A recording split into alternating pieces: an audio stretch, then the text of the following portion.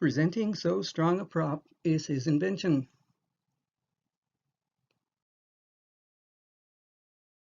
Here we see the title page to Venus and Adonis, published by Richard Field in 1593, and the dedication. It was the first time that William Shakespeare, the name, had ever been associated with something literary.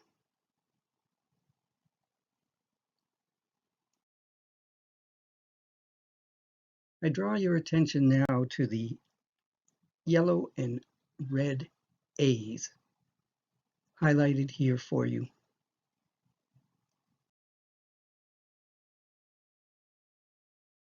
The yellow A's are the A in the light.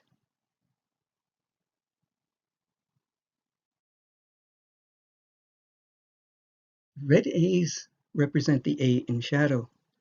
According to A. Dodd in The Secret History of Francis Bacon, published in 1942, the light and dark shading of the AAs earmarked the book as one that contains in the shadow more than is openly revealed. They are designed in the form of ladders or a winding staircase, a Masonic symbol.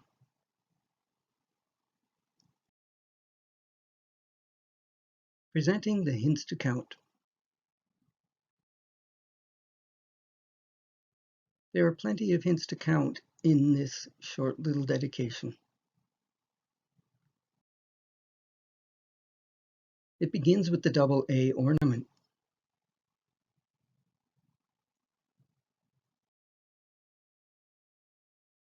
The word count is on line 6, directly below the decorative R.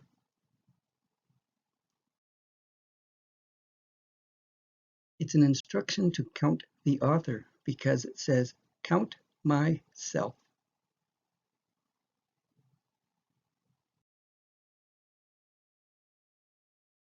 We have the different spelling of the word honor. It's spelled 3 times O-R and 4 times O-U-R. Skeptics will say that this is mere convention. Not at all. The O-R honors bookend the top of the page and the name. In between, we see honor spelled 4 different ways with O-U, and then he switches again to O-R.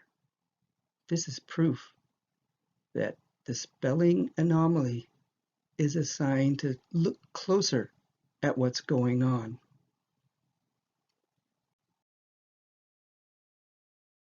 The word world is also spelled differently. Line 3, it's spelled with a lowercase w. And the second last line of the paragraph, it's spelled with 2 lowercase v's.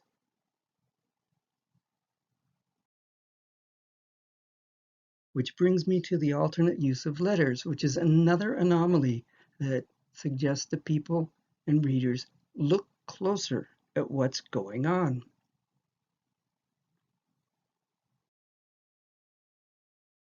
The lowercase v's in this document have a little tail on the left-hand side, which distinguishes them completely from the lowercase u's, as you can see here, which don't have a tail on the left-hand side, but they do have a little one on the right. Here we see the letter V acting as U, W, and of course V. On line 2, it's used for unpolished. On line 4, it's used for weak. And then finally on line 6, it's used truthfully as the letter V.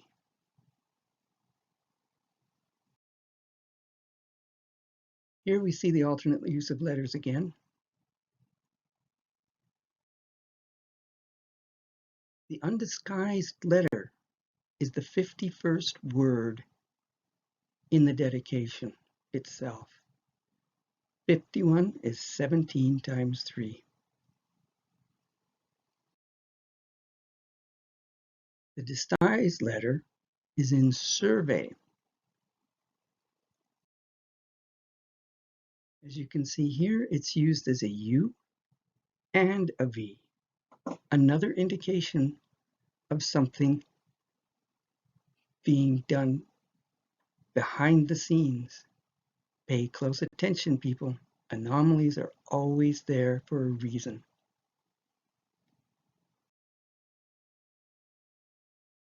Lowercase u is used as V 9 times.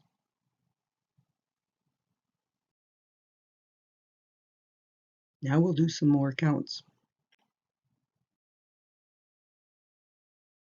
Starting with counting lines.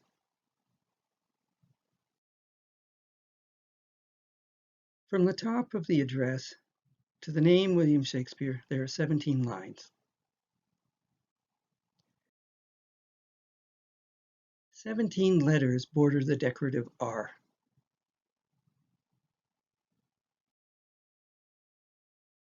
The R itself has a gematria value of 17.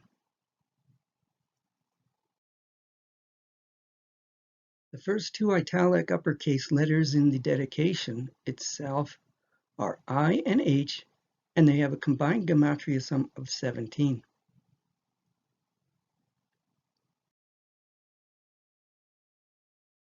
The lowercase v in will is on the 17th space in line 3.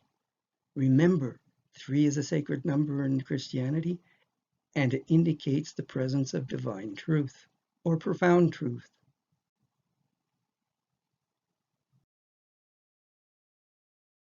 As you can see, we can count the spaces and letters from the decorative R to that little lowercase v.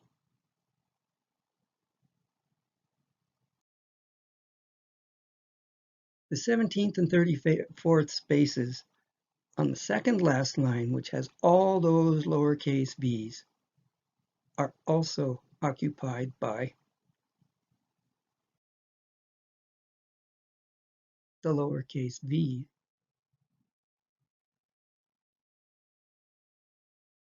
The 40th letter in that line is the lowercase v in the word worlds. If we add the positions of all the lowercase v's, you get 188. In other words, we're adding 17 plus 34 plus 40, etc., etc., etc. And 88 is a digit sum number in which 1 plus 8 is 9, plus 8 is 17.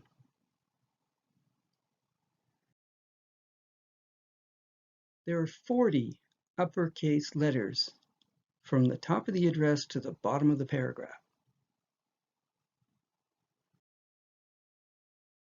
There are 80 characters in the address. The 40th character is the E in Earl.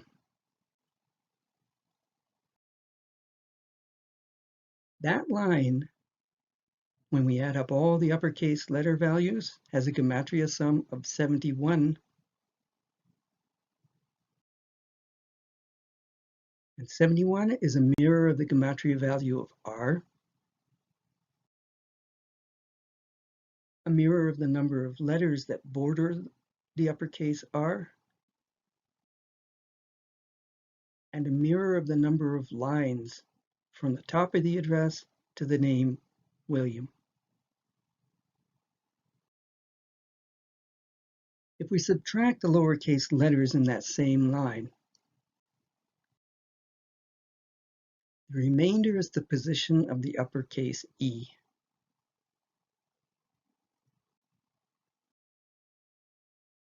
If we add the gematria sum to the number of lowercase letters,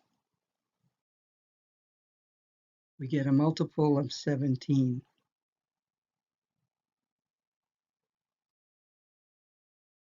We have 40 italic characters on that first line.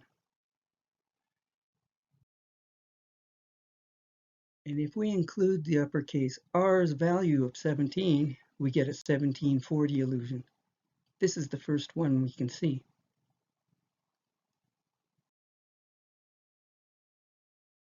Illusion number 2 is line 3 because it has 40 letters following the uppercase R.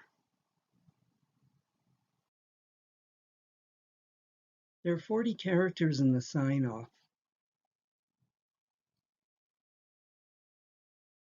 And when we add to that the uppercase decorative R and that gematria value, we get the third 1740 allusion.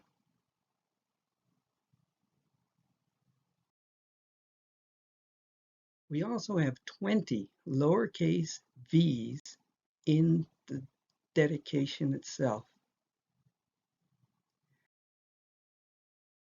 And in gematria, the number 20 is the letter V. This is intentional, folks. You are to see the letter V as equal to the number.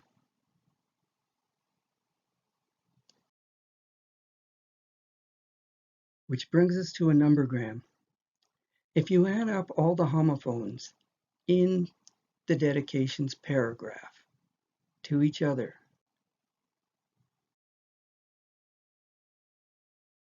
we get 18. However,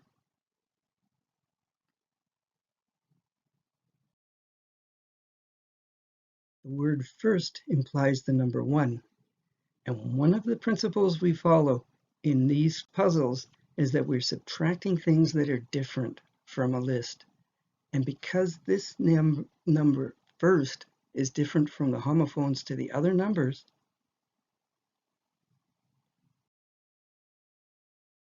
we subtract that from our total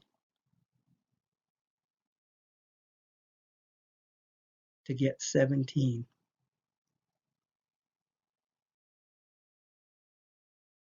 So, what is so strong a prop?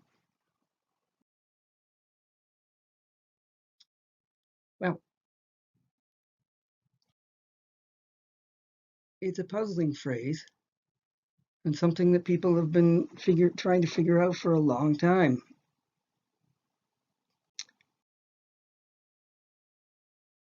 In this dedication, he self-deprecates himself by calling his work "my unpolished lines,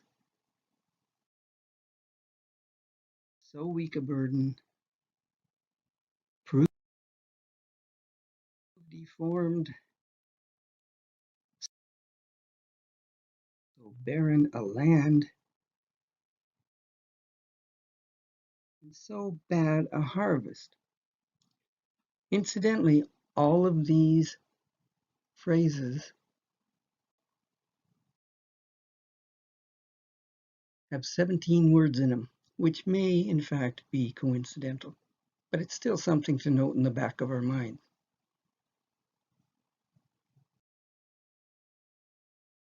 He promises the dedicatee, the Earl of Southampton, some more important or more serious work he calls some graver labor.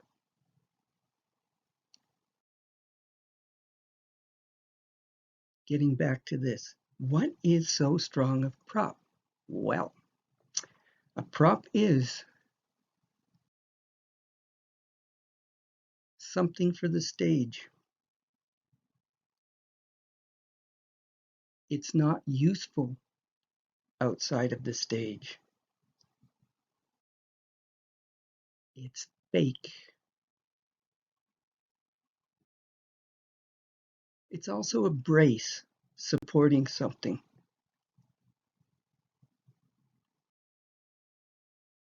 The adjective strong can mean forceful and also convincing, as in, this person has a strong argument in favor of yada, yada, yada.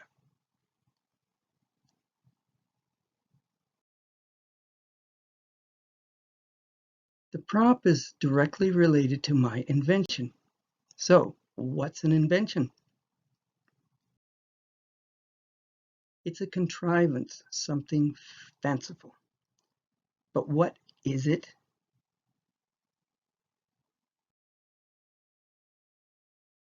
In relation to the prop?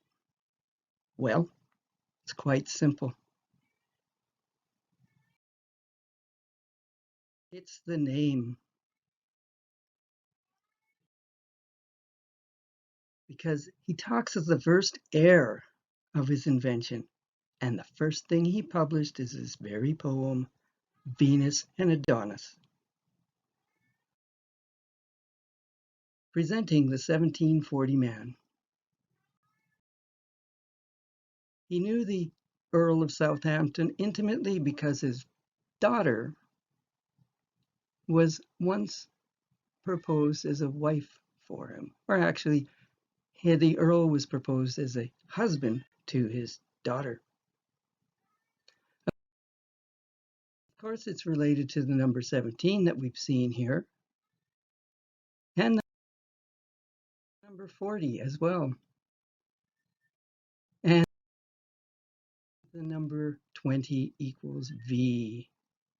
So what we mean and what we are seeing is that this dedication gives this the identity of the real author. Edward de Vere, the 17th Earl of Oxford. Thanks for watching. Stay safe.